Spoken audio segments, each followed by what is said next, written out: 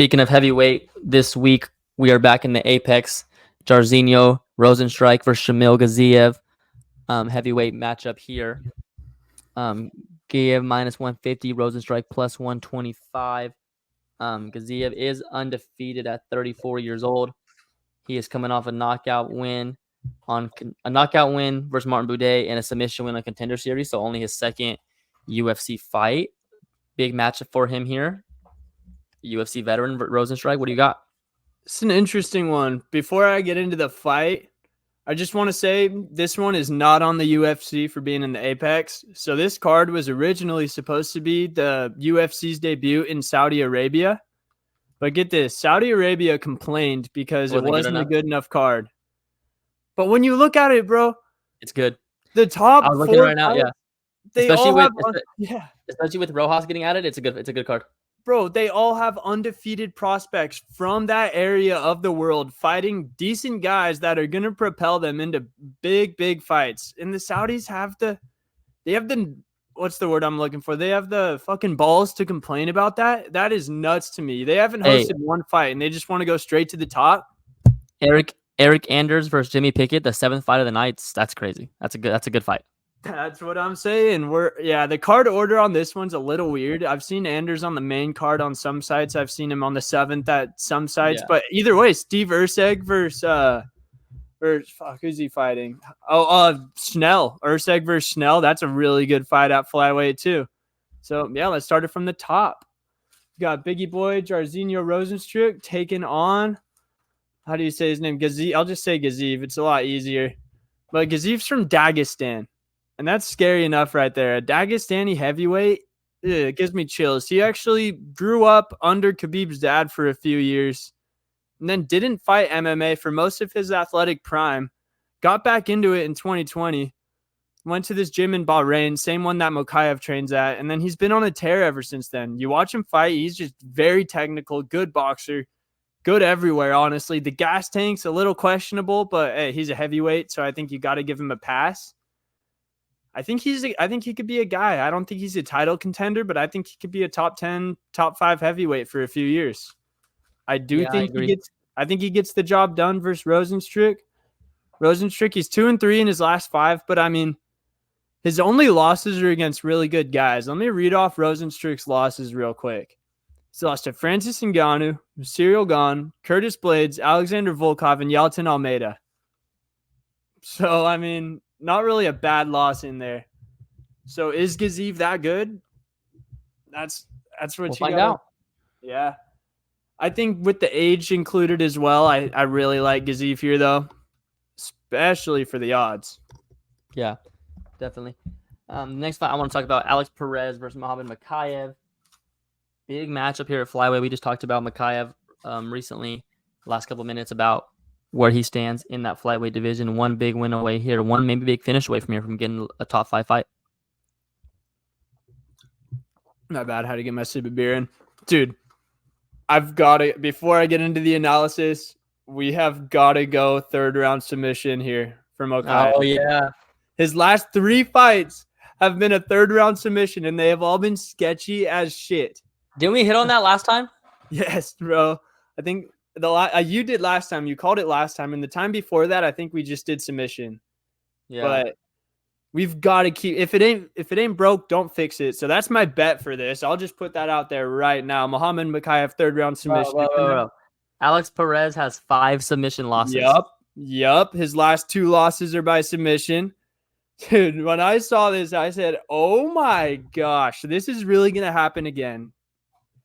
Yeah. So if y'all are listening, that one person right now on the stream, you're hearing this. Muhammad Mokaev, 3rd round submission. Come on. Yeah, I mean, all in on it. Alex Perez, since 2020, or since 2021, actually, he's fought 2 times, and he's had 9 canceled bouts. You know how much we hate that shit. In those 2 times, he did lose to Figgy, and he lost to Pantoja. So he lost to the 2 of the 3 former champs. Can't fault him for that. And he's fighting another really good guy here.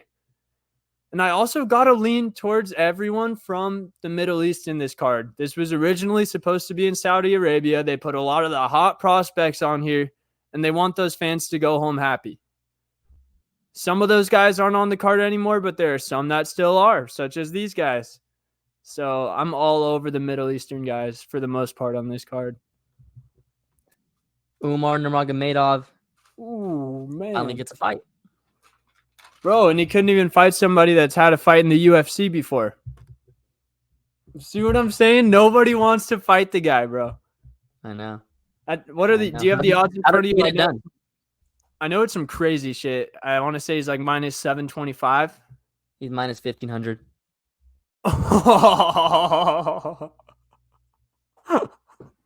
Oh my gosh. I can't even say that that's wrong either. Because how's he going to win? Dude, however he wants. He could submit you. He could Dagestani you. But he's also landed like spinning kicks on people. Nasty. He has a nasty stand-up. I think he is one of the two best brothers in MMA right now. His brother Usman Nurmagomedov, in my opinion, the second best lightweight in the world currently. He did get popped for steroids, but we'll let bygones be bygones because I invested in him making it to the top one day. Yeah. So, yeah, best brothers in MMA. They're cousins with Khabib, I think. They grew up under that same roof. This guy trains at the same gym as Gaziev. They're locked in. They got all the coaches out there. They've had this date circled in the gym for months and months and months, I'm sure. Yep. Let's ride. Last fight we're going to talk about here, Raw Rosas, Ricky Tesarios rescheduled. Does anything about the rescheduling change your original opinion on the fight? I mean, if Rosas was sick, I can't really help his case, right? Yeah. I haven't seen if the odds have adjusted very much lately. I'm not even positive if the UFC's confirmed this 100% to be on the card yet, but everyone's just kind of putting it on the card. Yeah. And I think as long as both fighters are ready to go, they'll be on it. Maybe they'll do a catch weight at 140, 145, some Ultimate Fighter shit when they have to miss a fight. Let's see. Rosas still at minus 230, so hasn't really moved that much closer yet. So I'm gonna be rooting for the kid, but my brain tells me to sprinkle a little bit on Ricky here. Yeah, I agree. I also just have to call out another bet I'm really feeling: Eric Anders versus Jamie Pickett. Jamie Pickett, he's on a 4-fight losing streak. 3 of them have been by submission. Eric Anders, he's been doing a lot of those grappling only tournaments lately, the Fury grappling stuff. He hasn't won by submission a lot lately, but I just see that avenue here. Let's go Anders by sub. I got that one. And then I had one other fight. Oh, yeah. Tyson Pedro and Vitor Petrino.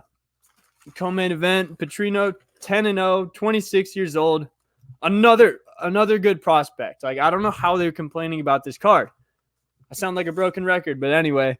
He trains out of the CM system in Brazil. They kind of have an interesting methodology here. They don't focus on striking or jiu-jitsu. Their focus is mixing it up. And you see it in the film. He'll be having success on the feet, go for the takedown. He'll be having success on the ground, kind of let him back up, take it to the feet. I think the reason they do it is because they don't want to give their opponents a chance to settle in. Yeah.